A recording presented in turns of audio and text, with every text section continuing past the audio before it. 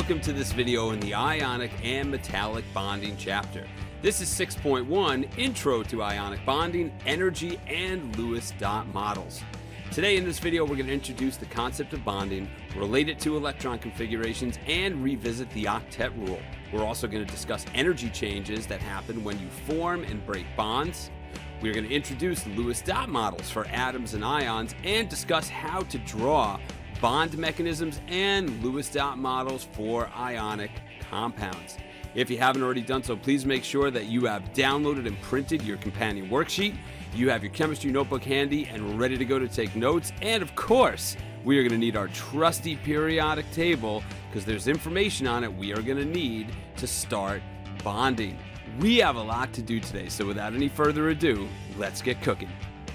It is probably best to start this video off by talking about what exactly a chemical bond is.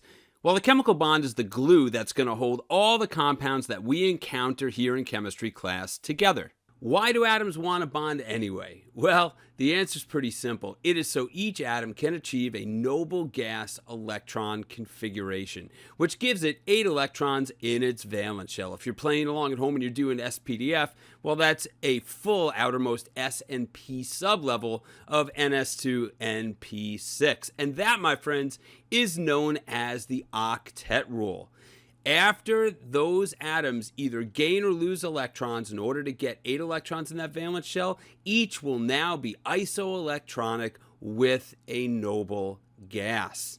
On our way to noble gas configuration, we are going to see that there are predictable energy changes that occur when bonds are formed or bonds are broken. What we'll find is that atoms are going to be more stable after bonding and will be at the lowest potential energy state possible. Why is that? Well, to understand why, we have to look at this graphic to the right over here, which is illustrating the reaction of sodium plus chlorine gas to make sodium chloride. If we take a look at the y-axis that we have here, we see that sodium and chlorine gas have higher potential energy than sodium chloride does, which is our product. It is much lower in terms of potential energy. What's happening is that as this reaction is proceeding, we are going to first need some energy, but after we put a little bit of energy in, this reaction is going to proceed on its own to make sodium chloride. And as it does create sodium chloride, energy is going to be released. And that is what's going to account for that giant difference in potential energy from your reactants to your products. What we wind up having is after bond formation during that chemical reaction, the release of that energy, which pushes the energy state of our products much lower than our reactants were. When we have a release of energy, it is known as an exothermic process. And so that is something that we did talk about earlier on in the year, and we are now officially bringing back. We are actually able to correlate the stability or the strength of a chemical bond based on the amount of energy that is released during bond formation in a chemical reaction. The relationship is pretty simple. The more energy that's released, the more stable the compound is, and the stronger the bond.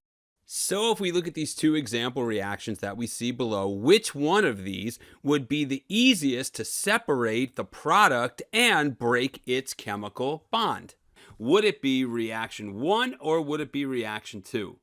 In order to do this, we have to evaluate how much energy is actually released when this reaction runs its course and the bond is formed. And we see when BC is formed, 100 joules of energy is released, while KL is formed, 400 joules of energy are released. 400 is larger than 100, which means reaction 1 would indeed be easier to break the bond. Reaction 1 produces less energy and is less stable, with reaction 2 being more exothermic and making a stronger bond.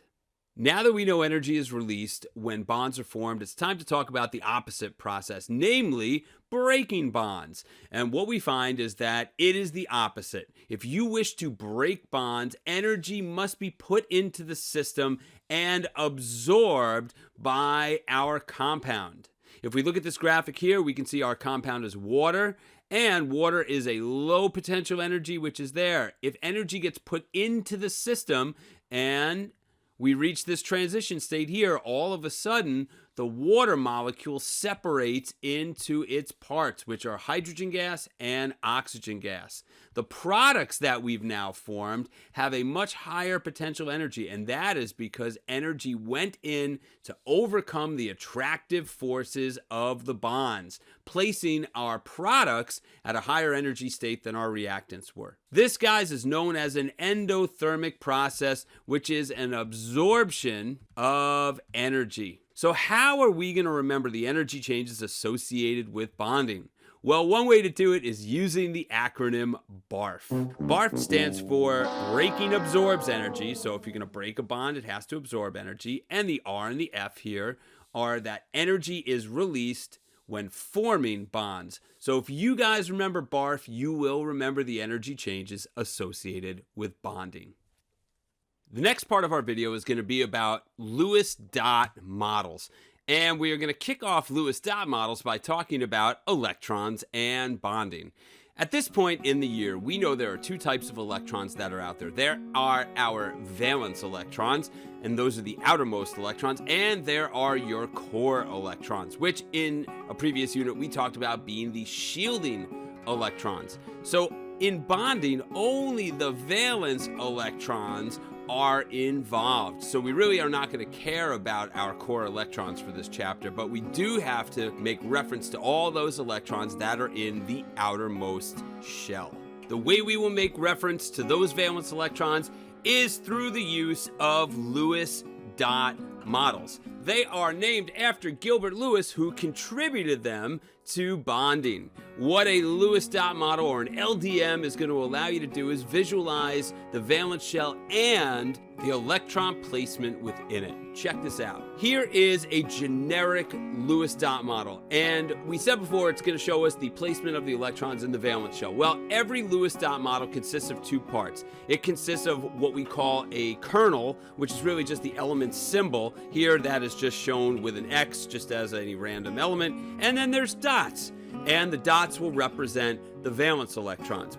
Each side of the Lewis dot model will represent the sublevels of the valence shell. So for instance, if we are talking about neon, we know that the valence shell is the second principal energy level, and the valence electrons are those within the outermost S and the outermost P. So we have a total of 8 valence electrons. If we look at the orbital notation, you can see those 8 electrons are spread out through the 2s and the 2p sublevels. So we have 2 electrons in the 2s, and then we have 2 in each of the p orbitals that make up that sublevel.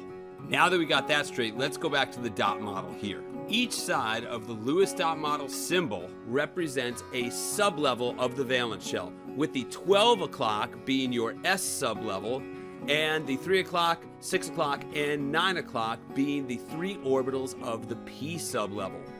You'll notice that the dots here represent the electrons within those orbitals in the sublevel. So if we are talking about neon, we got 8 electrons to put. There are 2 in the S, 2 in the PX, 2 in the PY, and 2 in the PZ, for a total of 8 electrons. And you'll notice that the distribution of the electrons in the Lewis dot model will match that of the orbital notation that we saw. So it's a good check for you.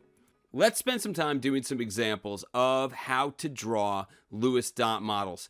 And you're going to see it is a 3-step process. So stop the video now and copy down the steps, and then start it when you're ready. Okay, let's get into some examples using some elements from period 3 on the periodic table. Let's begin with chlorine. If you are asked to draw the Lewis dot model for chlorine, the first thing we have to do is add the symbol. Well, that's pretty easy. It is Cl. So now we have our kernel, or our symbol that's there. Now what we got to do is figure out how many electrons we have to place. We need to know chlorine's electron configuration, and that is 1s2, 2s2, 2p6, 3s2, 3p5. We've done the SPDF, and we see here that we have 7 electrons between the outermost S and P sublevel, or we probably could just look at the Bohr electron configuration on the periodic table, and that corroborates that we have 7 electrons to put. Now what I got to do is put 1 dot for each valence electron in the appropriate orbital. The appropriate orbitals begin at 12 o'clock with the s sublevel and the s orbital. I'm going to put my first 2 electrons there.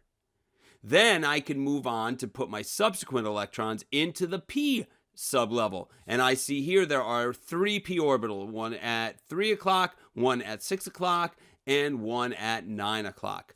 I do have to follow the rules of filling, which says I can't just put them all in, let's say, this p orbital that's here. I have to put 1 electron in each orbital before I can double up, which is the Hund rule. So of my remaining 5 electrons, I'm going to put 1 here, 1 there, 1 there, and then I can double up with my 2 that are remaining. And presto, we have the Lewis dot model for chlorine. Let's do another. Why don't this time we do a phosphorus atom? So first move, we're going to put phosphorus's symbol, which is the big P that's there. And we got to figure out how many valence electrons we're going to put. This time, we're just going to look at the electron configuration that's here, which is 285, and we have 5 electrons to put. We know we have to put them in the appropriate orbitals first, beginning at 12 o'clock with the s sublevel. So I'm going to take 2 electrons, fill that s orbital in the s sublevel, and now with my remaining 3 electrons, I am going to put them in the px, the py, and the pz, for a total of 5 valence electrons, and magically, we have the LDM for phosphorus. Perfecto. Let's try doing one more. This time, let's do a metal. Let's do magnesium. All right, first step, write the symbol. We have Mg. Now I can figure out how many valence electrons I have. Well, the electron configuration is 282. So I'm going to start, obviously, with my s sublevel. I'm going to put my 2 electrons there. And once I've done that, there are no more electrons to put. So magnesium's Lewis dot model is a fairly simple one. And that is pretty much it. Okay, now it's your turn. Let's draw the following Lewis dot models of these 4 atoms. Pause the video now, do that, and then unpause when you have an answer. All right, if you did this correctly, here is what we should have gotten. Remember, if you made any errors, make sure you rewind the video, figure out what you did wrong, make a note of it, and ask about it in the burning questions segment tomorrow. Now that we've done Lewis dot models for atoms, let's segue into Lewis dot models for ions and get a charge out of it.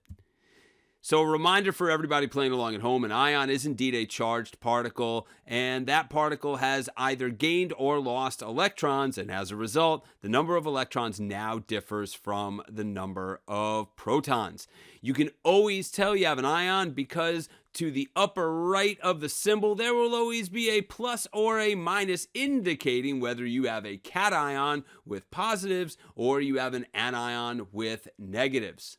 So how does the Lewis dot model of an ion differ from that of an atom? Well, the Lewis dot model of an ion is going to reflect the valence shell's change in its number of electrons after the atom has gained or lost electrons. What you guys should know is that, let's say you have a cation, that Lewis dot model for the cation is going to have fewer electrons than the atom did. Or if you have an anion, like something like chlorine that's here, that Lewis dot model is going to now have more electrons than the atom would. How many more? Well, that is reflected by the value of the charge. Let's do an example and get into drawing the dot models for ions so you can see what we're talking about.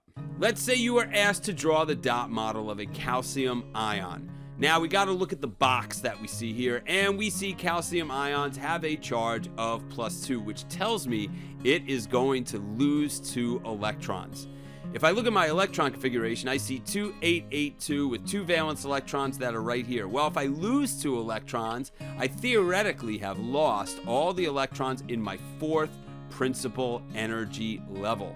Now that is going to shift the way my dot model is going to look. When we want to write the Lewis dot model of an ion, there are some subtle changes from drawing the dot model of an atom. So pause the video now and copy down what the changes are. All right, now that you guys have that copied down, let's get started in drawing the dot model of the calcium ion. First thing we're going to do is draw the symbol with the modified number of electrons based on oxidation number. So I know that we have Ca for calcium. It used to have 2 electrons, but we lost 2 electrons to become a calcium plus 2 ion. So these now electrons are missing, and we actually have no electrons in this 4th energy level. That means I am going to put no electrons around my symbol. Pretty crazy, I know, but that's how cations go. They are all going to lose each of those electrons, and you're going to be left with nothing. Now what I got to do is my second thing, put brackets around the kernel to show it's an ion and it's charged. So I'm just going to put brackets like that. And then I am going to indicate the charge of the ion outside the brackets in the upper right hand side. And it is a +2 ion. So I get a Ca in brackets with no electrons because we technically lost them, and a +2. Let's do the dot model for an anion. Let's choose a nitride ion. So same thing we have to do, same 3 steps. We have to first start with our symbol with the modified number of electrons based on what this atom is going to do when it becomes an ion. So the first thing I'm going to see is that the most common charge of a nitride ion is -3. Why is it -3? Because theoretically this guy needs to gain 3 electrons to turn that 5 there into the octet.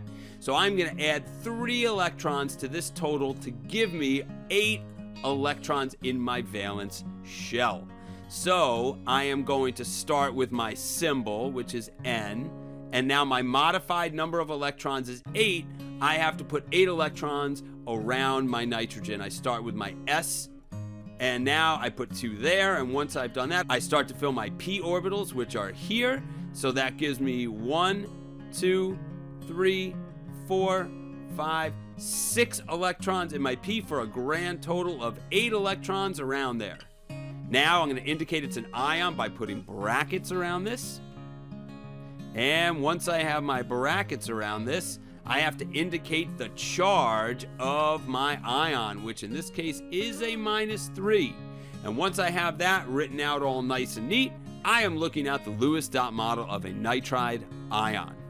One hint that I can offer you guys is that, as mentioned before, all your cations are never going to have any electrons in the dot model because they theoretically have lost all those electrons to reach noble gas status. Your anions are always going to have 8, so make sure you do not make that mistake and you are not that guy. Let's do some examples. It is your turn. Draw the following Lewis dot models for each of the most common ion of the following elements here in period 3. Pause the video now, do that, then unpause when you are ready for an answer. Okay, if you did this correctly, here is what you should have gotten. Remember, if you made any mistakes, rewind the video or bring your question up during the burning questions segment tomorrow. Let's close this video out by talking about ionic bond formation and put everything together. So we are going to now talk through ionic bonding, ionic bond mechanisms, and Lewis dot models for ionic compounds. So what exactly is an ionic bond? Well, the ionic bond is the electrostatic force of attraction that is going to hold together positive and negative ions to create an ionic compound. How does that bond form? Well, the ionic bond is going to form when atoms of metallic elements completely transfer electrons to atoms of non-metallic elements.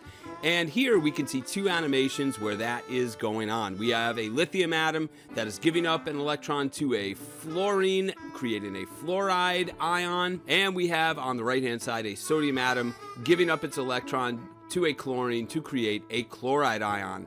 Because in this process we've created 2 oppositely charged ions, they are now going to be attracted to one another and they are going to stick together. That force of attraction that is causing them to stick together is your ionic bond. Understanding who is gaining and losing the electron in this process is always going to be simple. You can take it to the bank that the metal is always going to lose the electron, creating the positive ion, while the non-metal is always going to gain the electron, creating the negative ion. Why that is pretty easy.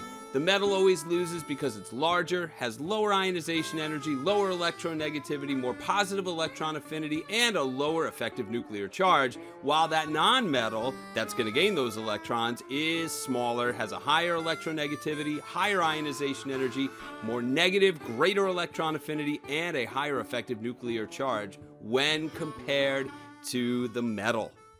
So now it's time to get into the drawing of some of these things and make some models of the bond mechanisms and the Lewis dot models of the ionic compound. A bond mechanism is pretty simple. What that's going to do is show the transfer of electrons between that metal and the non-metal. We're actually going to graphically show it. And then your final Lewis dot model is the end result after that transfer takes place. That's actually showing the ions that are sticking together to create the formula unit in the compound. The process to draw both of these is pretty easy. It's 4 steps. So pause the video now and take down the 4 steps and then unpause when you're ready to move on. Some of the examples. The first thing we have to do is figure out the formula of our first compound. And luckily on this example, I actually gave you the formula. So we are dealing with sodium chloride. Most of the time you may get a name and have to do the formula, but in this case, we're making it easy for you. The next step is to draw Lewis dot models for each of the atoms that are present in the formula. And these are the Lewis dot models of the atoms. So we are doing a bond mechanism, which is going to show the bonding. We're actually going to show our sodium atom, which is our metal, transferring the electron to the chlorine atom, creating 2 oppositely charged ions.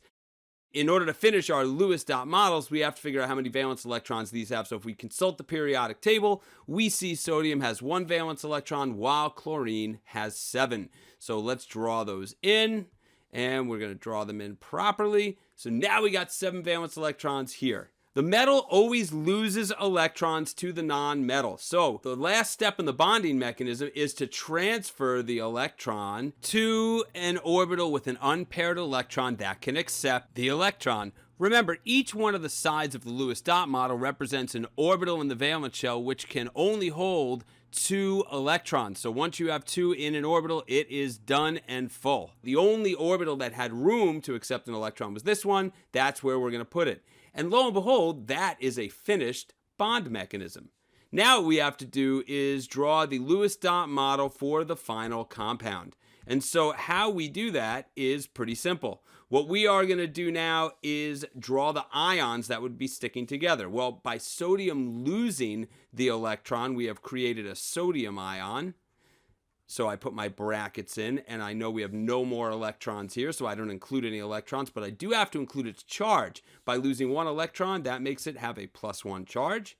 And my chlorine now has picked up an electron to become a chloride ion. So now I have 8 electrons in that valence shell. I'm going to draw my 8, and here they are. And of course, this is now charged, so I'm going to put brackets around it, and I'm going to put the -1 charge.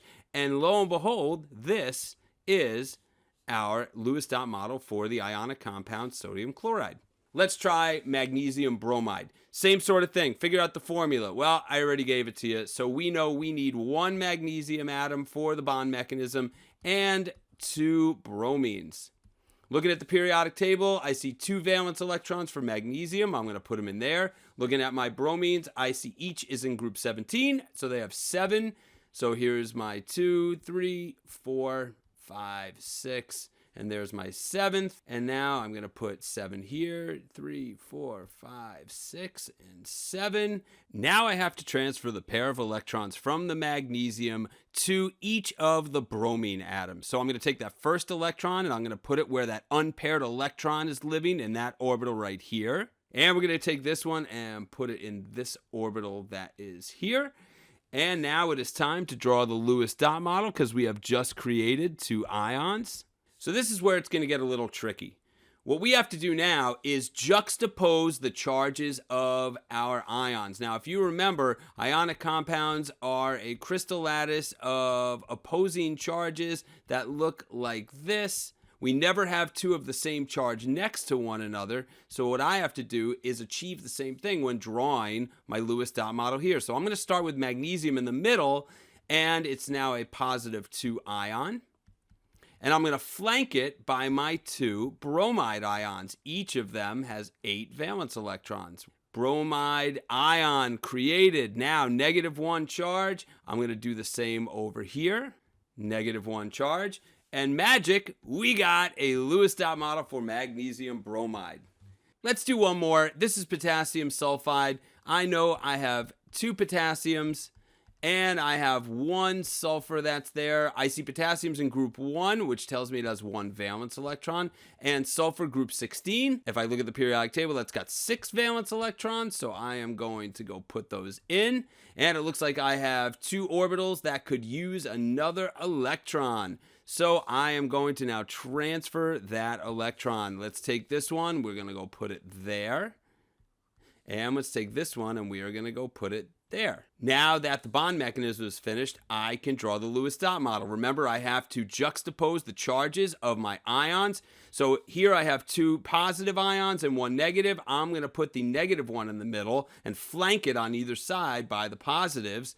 I have 8 electrons in my sulfide ion, and its charge is a -2. And now I'm going to add my potassium ions. I have no valence electrons for them, but they have a charge of +1. And my second one is here. And we have a finished Lewis dot model. So now it is your turn. This time, I'm giving you a name. Predict the formula for lithium phosphide, draw the mechanism, and the final Lewis dot model. Pause the video now and then unpause when you have an answer. All right, if you did it correctly, this is what you should have gotten. Remember, if you made a mistake, go back and check what you did. And if you got it right, let's move on to the next one. Draw the Lewis dot model and the mechanism for aluminum oxide. And this one will be a little more difficult because, no spoiler, but I'm going to spoil it. You're going to have a lot of ions to draw. So pause the video now and then unpause it when you have an answer. All right, if you did it correctly, here's what you should have gotten. This one is a great exercise in juxtaposing the ions so that you have positives and negatives being next to one another. And that is an important step in your drawing of the Lewis dot models. So guys, that's it for me. Remember, if you found anything unclear or had any burning questions on anything, you bring them tomorrow to the burning questions segment at the beginning of our next class. It has been a distinct pleasure taking you through ionic bonding, Lewis dot models, and bond mechanisms. We're going to see you tomorrow in class on the flip side. Peace out. That's all, folks.